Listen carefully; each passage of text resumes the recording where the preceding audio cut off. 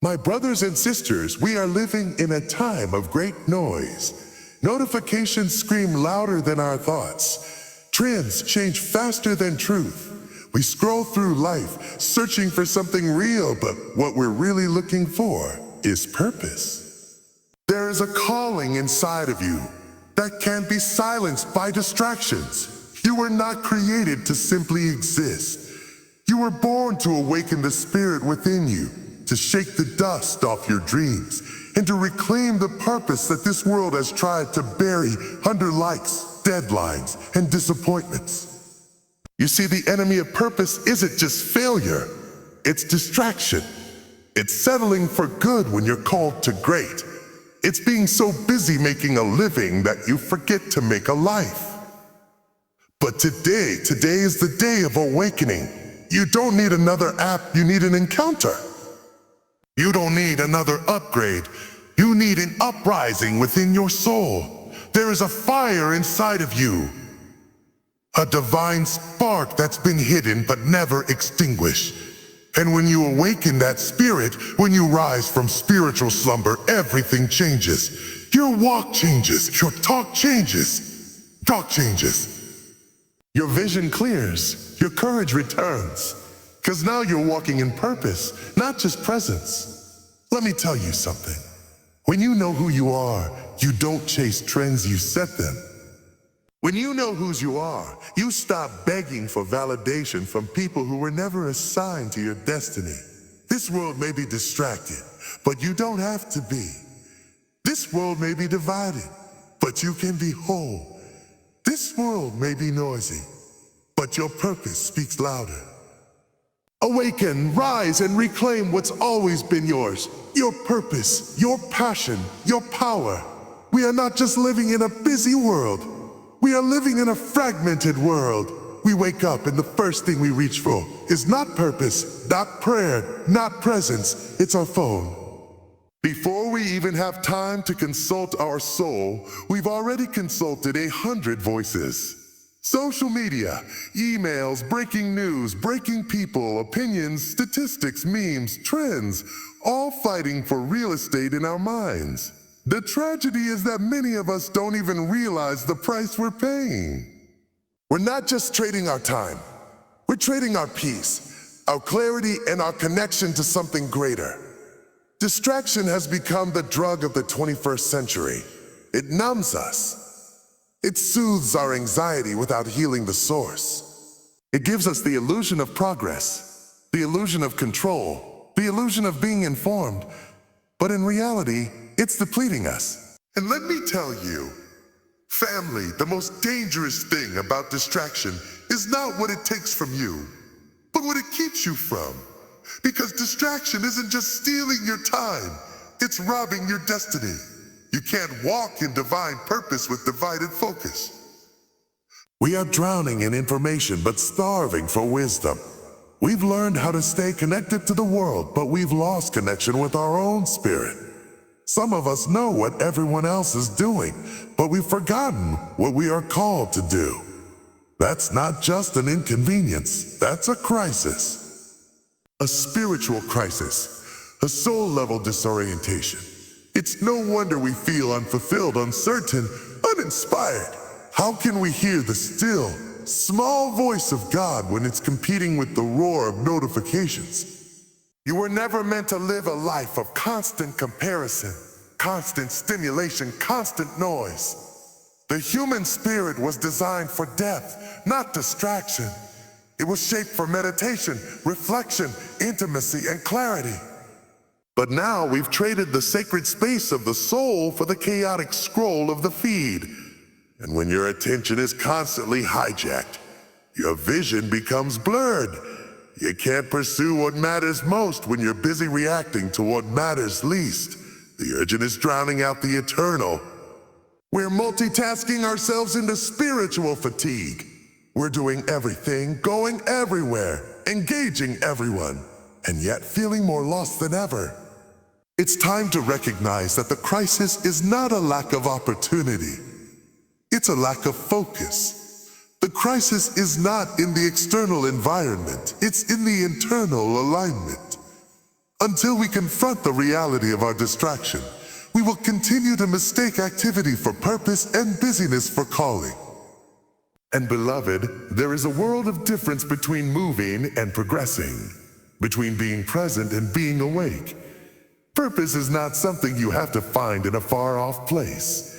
It is not hidden in a distant land or locked behind some mysterious door. Your purpose is within you. It always has been. It may feel forgotten, it may look out of reach, but it is not lost. It is buried. And when something is buried, it means it still exists, simply covered. Covered by disappointment, covered by trauma, covered by the debris of other people's expectations, covered by the years you spent surviving instead of thriving. But the presence of dirt doesn't mean the absence of destiny. Burial is not the same as absence. In fact, in the kingdom of God, burial often precedes resurrection. Sometimes your purpose has to be buried to be protected.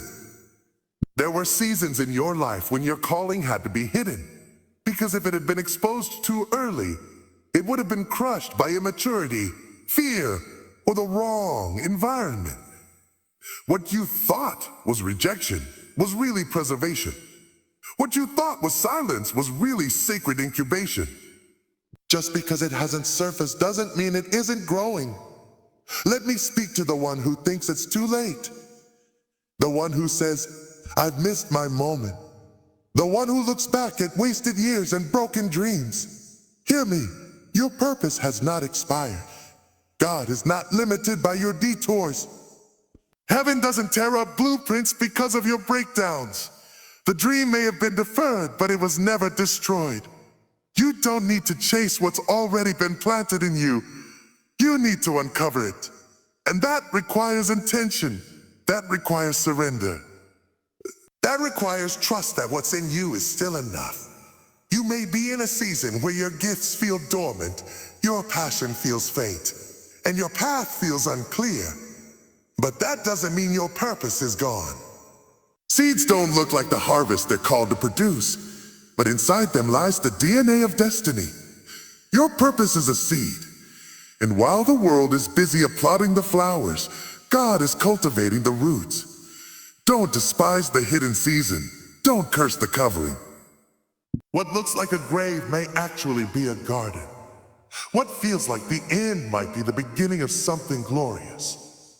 The enemy wants you to believe it's over, that the pain disqualified you, that the setback canceled your assignment. But let me tell you, the enemy only attacks what he fears. He tried to bury you because he knows what's inside of you can't be stopped if it ever rises. But today, even if it's quiet, even if it's subtle, there's a stirring in your soul, a sense that there is more, that there is still something left. That buried beneath the busyness, the fear, and the failure, there is purpose waiting to rise. We used to know our enemies. We could name them poverty, oppression, rejection, failure. We could point to them, face them, fight them. But now the enemy has changed clothes. He's no longer standing in front of you with a sword. Now he's sitting next to you on your phone. Now he's in your schedule, in your endless to-do list, in the tiny compromises you make every day to stay comfortable instead of committed. This enemy doesn't yell, it whispers. He doesn't frighten you, he fascinates you. And by the time you realize he's a threat, you're already drifting away from your calling. This new enemy is distraction, and it's subtle, seductive, and spiritually dangerous. Distraction is the silent killer of destiny. It doesn't break your legs, it slowly bends your path. It doesn't burn your dreams, it just buries them under busyness. The enemy doesn't need to destroy you if he can just detour you. He doesn't need to discredit your gift if he can just keep you too busy to use it. He doesn't need to convince you to sin if he can just convince you to scroll. And before you know it, your energy is consumed, your time is scattered, and your spirit is dry. You've got movement, but no mission. Activity, but no anointing. Full calendar, but an empty soul. The enemy of your soul knows he cannot take your purpose, but if he can take your attention, he doesn't have to. Purpose requires focus, vision requires discipline, and distraction is designed to dilute both. It comes dressed as entertainment, opportunities, even good things. But everything good is not God, and everything available is not aligned. Some of us are exhausted not because we're doing bad things, but because we're doing too many things that don't belong to us. The question isn't, is it wrong? The question is it mine? And here's the danger. Distraction feels productive. You're doing something, going somewhere, saying yes to everything, but deep down you know you're off course. Distraction wears the costume of progress, but it leads you nowhere. It's the detour that never reconnects with the highway. It's the conversation that doesn't feed your spirit. It's the relationship that keeps you stuck. It's the opportunity that pays well but costs too much. Distraction doesn't always come in chaos, it often comes in comfort. And comfort, if unchecked, becomes the enemy of calling. You don't have to fall apart to miss your assignment.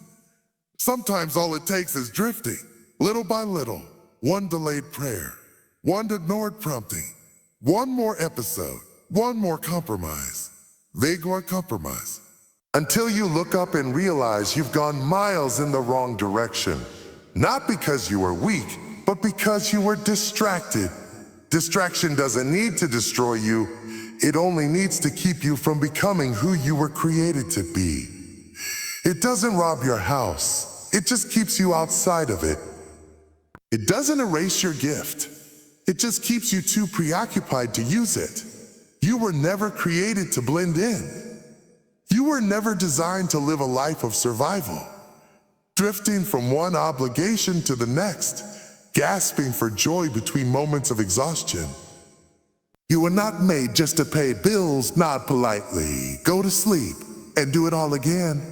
Hear me, you were created for more. There is divine intention behind your existence. You are not an accident. You are not a placeholder.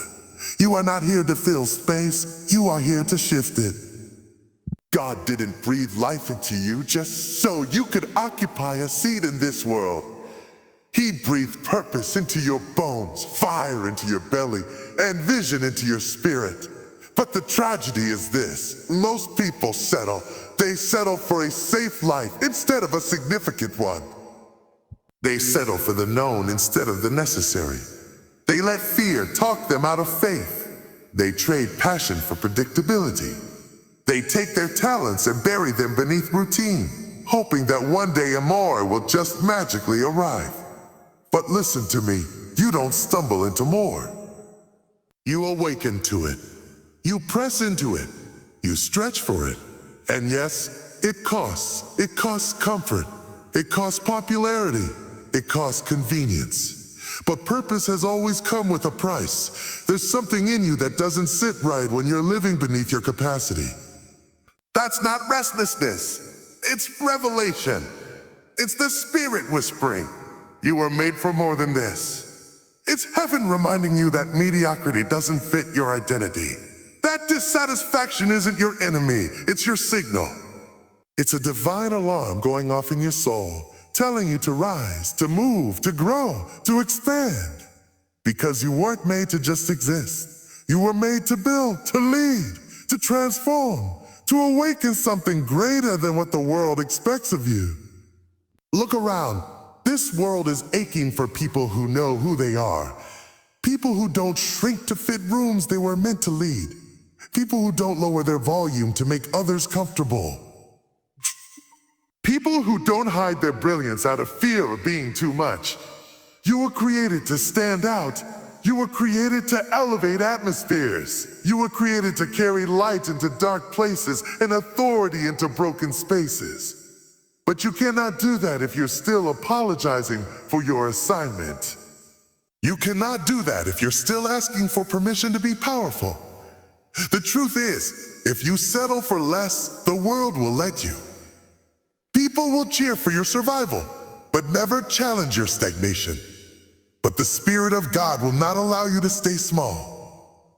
That's why you can't shake that restlessness. That's why you feel like there's more in you even when everything looks fine. Because a fine isn't your finish line. You were created for more than fun. You were created for fulfillment. You were created for impact. You were created to disturb the ordinary with extraordinary purpose.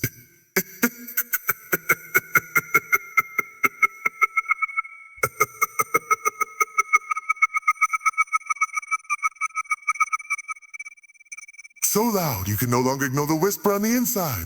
That whisper is the voice of your inner spirit, your divine compass, your eternal breath, your sacred fire. But for so many of us, that spirit has been lulled to sleep.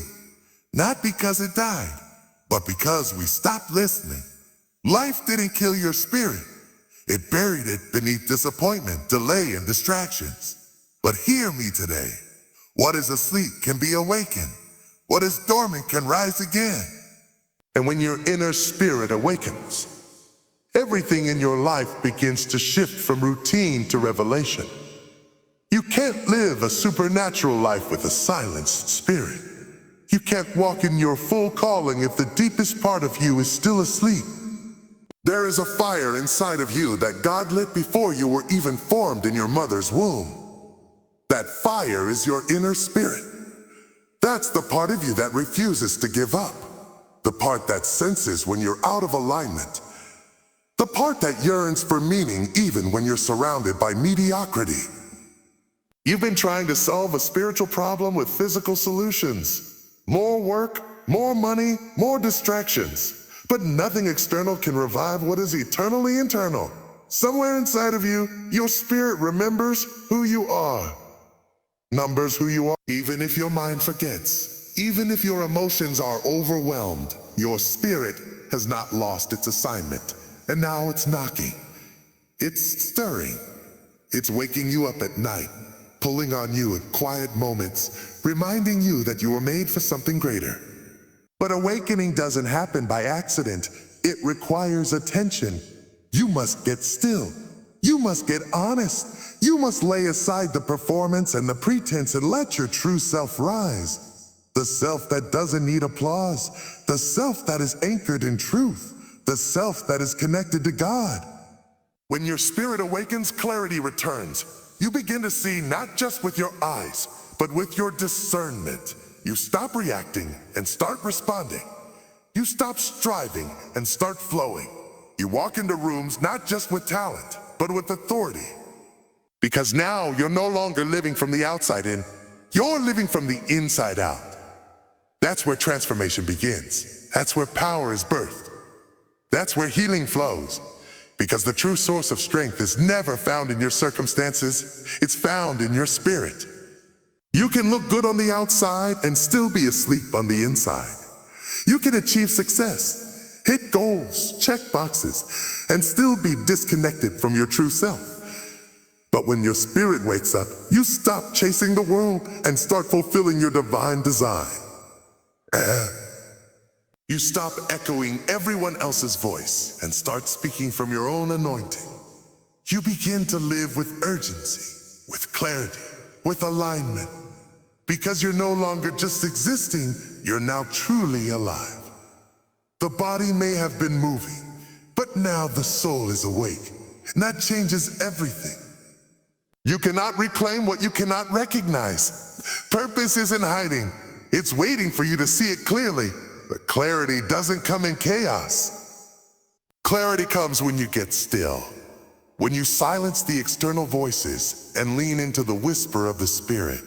You can't hear divine direction when your mind is crowded with opinions, obligations, and unhealed wounds.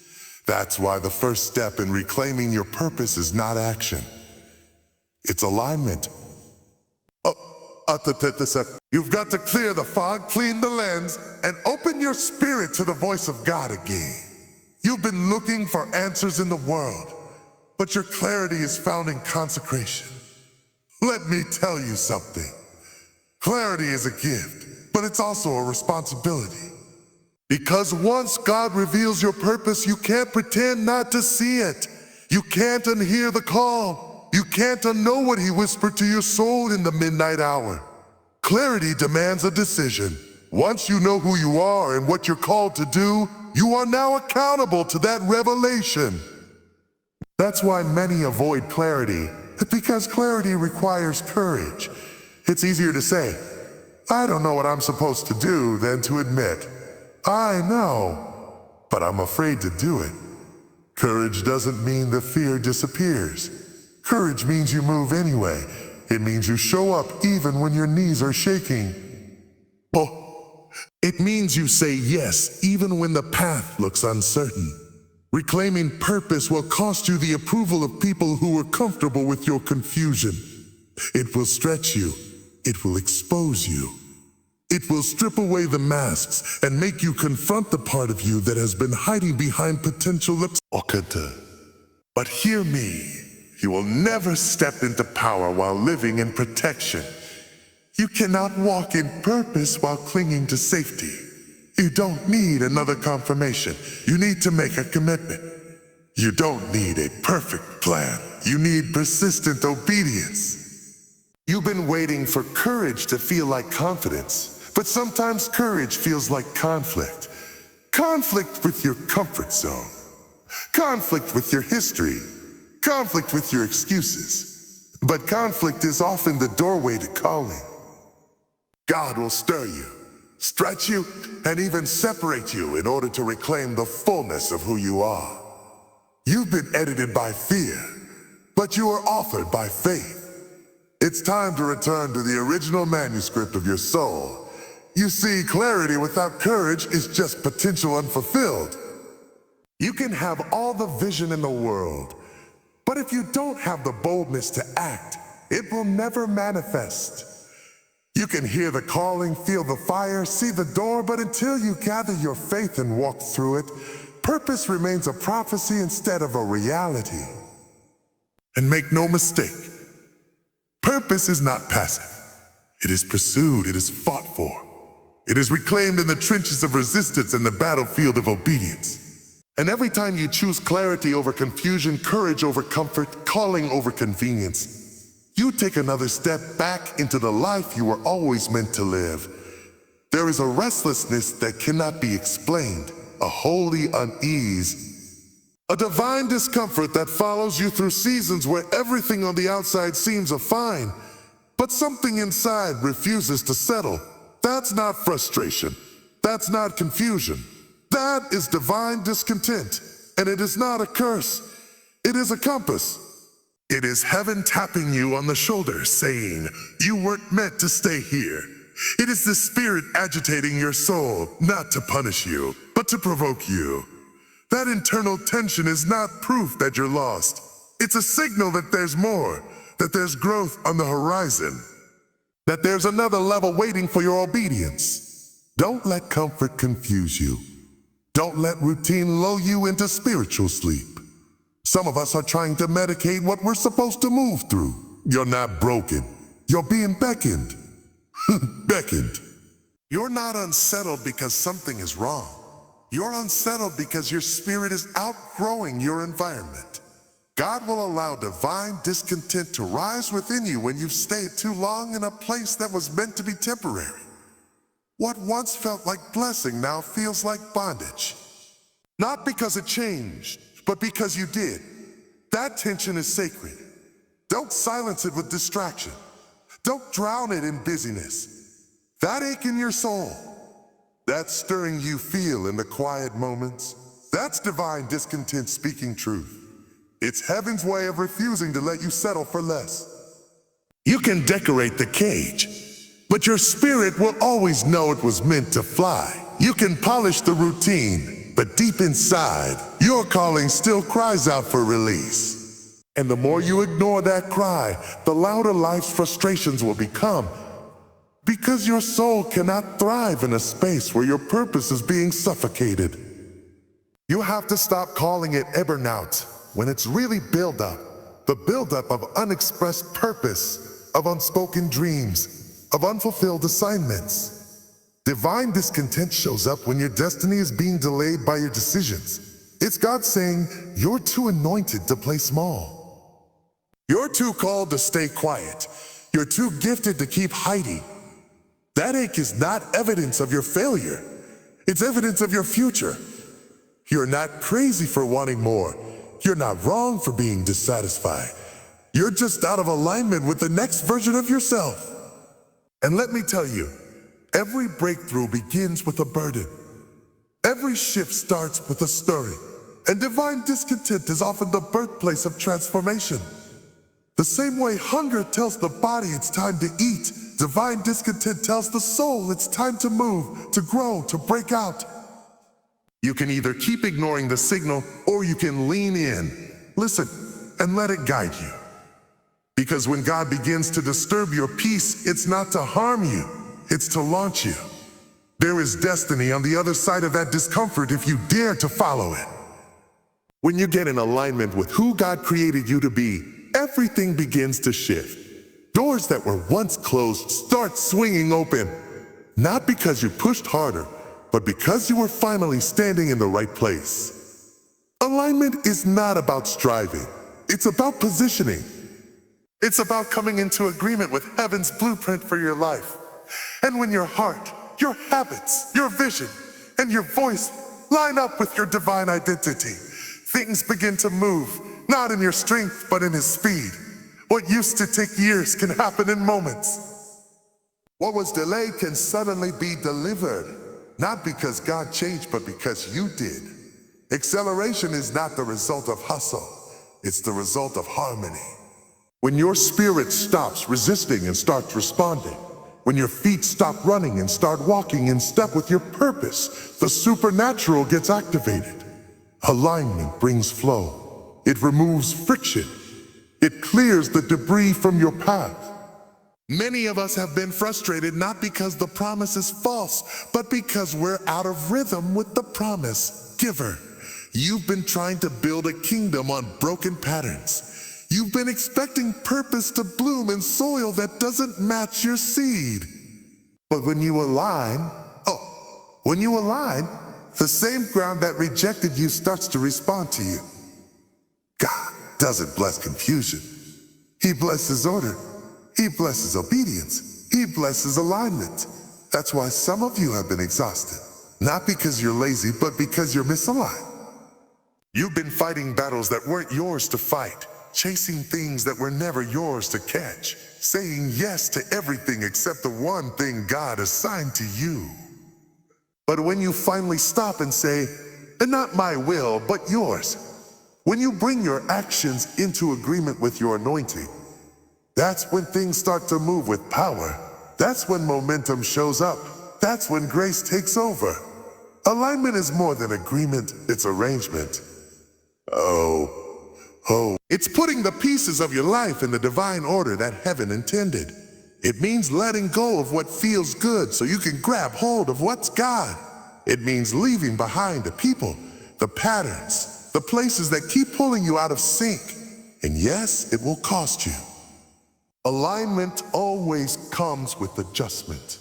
You may have to step away from applause to follow assignment. You may have to disappoint people to obey God. But every step you take toward alignment sets you up for acceleration that no man can stop. Because when you're in alignment, you don't have to force it. It finds you. Opportunities find you.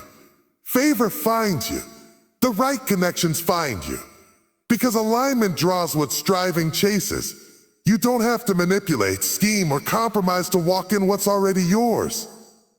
All you have to do is get in position. When your soul, your schedule, and your spirit are in sync, you become a magnet for movement. Things that once took forever suddenly come together. That's the power of divine alignment. It doesn't just guide you, it accelerates you into purpose, destiny, and fulfillment. My brothers and sisters, this is not the time to sleep through your destiny.